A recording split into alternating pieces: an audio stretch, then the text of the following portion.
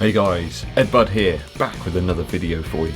Today, a lightweight matchup between the ASICS Metaracer and the Adidas Adizero Pro. Two race flat style shoes here with exceptionally light uppers and great breathability, which will come out on top in this Japan versus Germany shoe master matchup.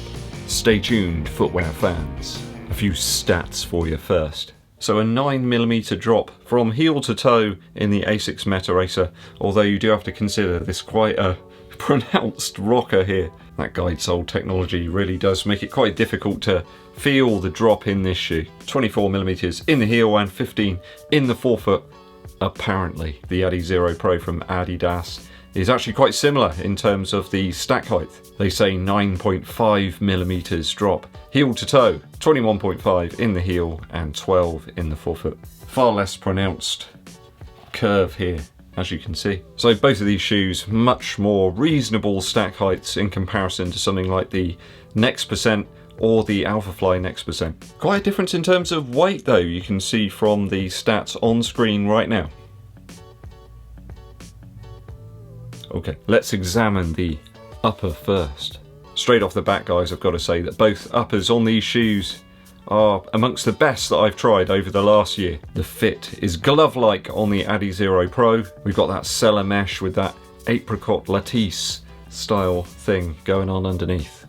It's kind of like a cage. The wild power in your feet certainly doesn't feel caged in though, and you can utilize this shoe to really harness that stuff. Seriously though, the Cellar mesh, it really does provide a very strong and supportive upper. I find really superbly comfortable over the miles. 15 miles in this the other day on my long run and no problems whatsoever. My feet felt as fresh as daisies. Something like that anyway. The ASICS upper's softer still, almost Labrador-like. It doesn't have that same structure though as the Adidas shoe. This one's quite a floppy sort of upper.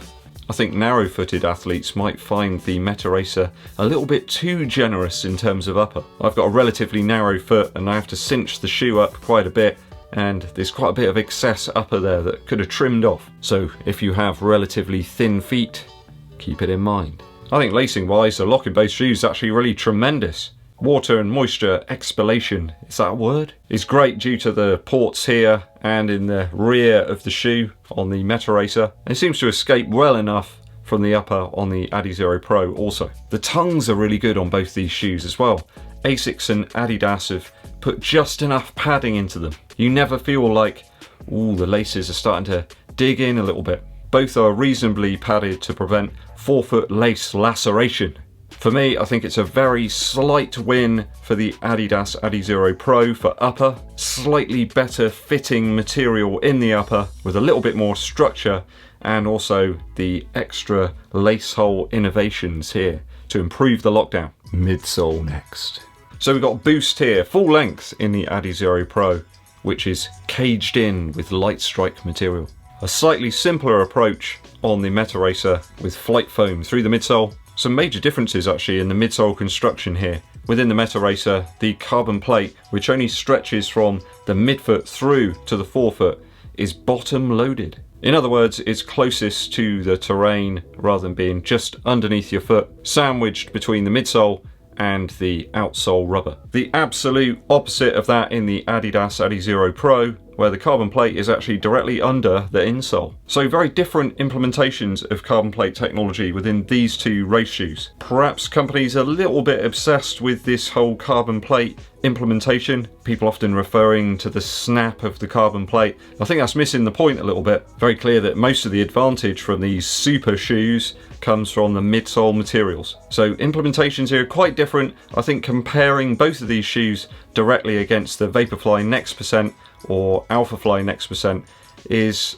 barking up the wrong tree. I think that both companies are trying to bring something different to the table with these two offerings. Putting all that aside though, the partial plate featured in the Metaracer going from the midfoot to the forefoot is certainly interesting and clearly aimed at trying to reduce the amount of energy wasted by flexation of the toes up here in the forefoot. It's certainly stiff and it's certainly rigid, and to me felt best at paces really of below 7 minutes per mile. Bizarrely, the Adidas Adizero Pro with the carbon plate just directly under the insole is a much more subtle implementation of that technology.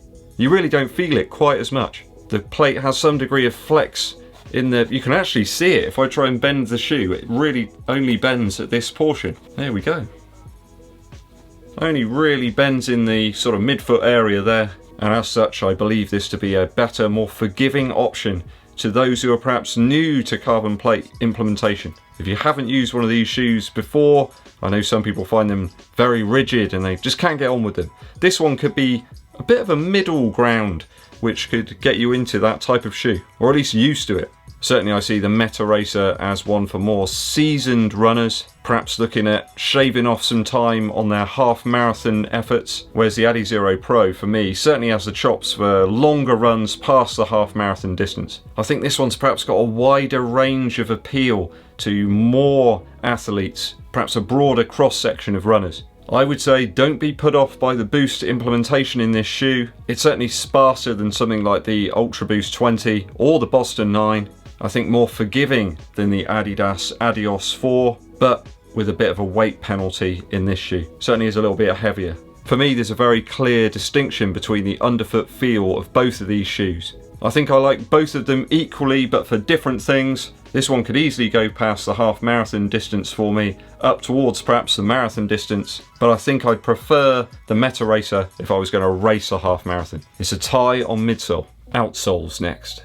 I was actually very impressed with the outsole performance on the ASICS Metaracer. The wet grip rubber on the outsole here makes for excellent traction in wet conditions. Those wet pavements, paths and roads, it really is the master. I did detect that grip on gravel wasn't its forte, so don't expect wonders there, but if you're running fast on some very smooth surfaces, this is literally like an F1 tyre. A rubber compound is used here, but ASICS is giving away nothing about what's in there. It just says it's a special blend of organic and non-organic materials.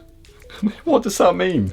There could be anything in there. Cement, used tyres maybe? Perhaps mulched up versions of the Meta Ride perhaps, that didn't sell. Let me know in the comments what you think might be in there. The Adizero Pro has great grip though, with a menagerie of different Adidas outsole technologies. Continental rubber in the forefoot, quick strike in the midfoot stretching back to the heel, and let's not forget the Adi wear in the outer section of the heel. It's like a greatest hits of Adidas outsole traction technology. Durability is looking good on both of the outsoles of these shoes, although I would expect a little bit of discoloration on the quick strike section of the Adizero Pro. They do look like they're going grey a little bit, kind of like me. I think grip wise though, I'm going to have to give the outsole crown to the Adizero Pro.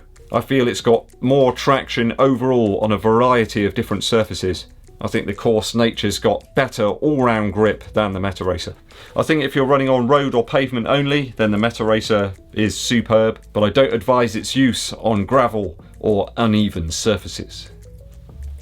We've got to talk value now. 180 Earth credits for the ASICS Metaracer and 160 Earth credits for the Adidas Adizero Pro. I would suggest after my testing thus far that the Adidas Adizero Pro has slightly better value and all-round versatility of the two shoes. I think it's a better all-rounder of this comparative video.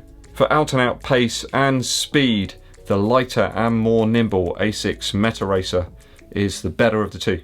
I think it will no doubt appeal to people who are looking for a race option for the half marathon distance. Perhaps one for those lighter runners who want slightly more ground feel, who aren't a fan of the Vaporfly Next Percent or the Alphafly Next Percent. Some people just find the Endorphin Speed and the Pro just too squashy. They want something with a little bit more response. I think if saving weight is paramount, then the Metaracer will probably come up trumps over the Adizero Pro. I think we do have to go back to price though on the value stakes. £20 difference between the two in favour of the Adizero Pro. I think this shoe's something you can use on perhaps a more daily basis for your long runs, interval work or repetitions. You could use it for tempo runs too, and racing and competition in the future, hopefully. So today on value it's a win for the Adidas Adizero Pro. Let me know your views and opinions on these two newer race options from Adidas and ASICS. I mean, if you're up for running very quickly in monsoon conditions, whilst your feet breathe, and you realise that the last big marathon of 2020 has been cancelled, then one of these shoes might work really well for you. I think with all those marathons going by the by, it is going to hit the sale of race shoes quite considerably. I'm lucky I've got these two. I like both of them. A musical interlude. You know, I've been harping on about Brian Setzer quite a bit recently, been listening to loads of his stuff. I did notice that he's placed up on YouTube a full concert for you to watch. Almost 90 minutes worth of rock and roll. He does some of the classic tunes on there, Stray Cat Strut, Rock This Town, Ignition, and also Fishnet Stockings. Fantastic tracks. He's got a great band with him as well, drums, bass, and a chap who also plays piano and guitar. Setzer's really on form on this one. I do recommend that you check it out from start to finish. Brian Setzer's Rockabilly Riot, live from Osaka, Japan. Thanks for staying with me to the end of the video, guys. I really appreciate it. It really helps the channel out if you'd subscribe and also click the bell below for notifications of when I launch those new videos. Also, give this video a thumbs up like if you enjoyed it and share it with your running buddies. My name's Ed Bud and I'll be seeing you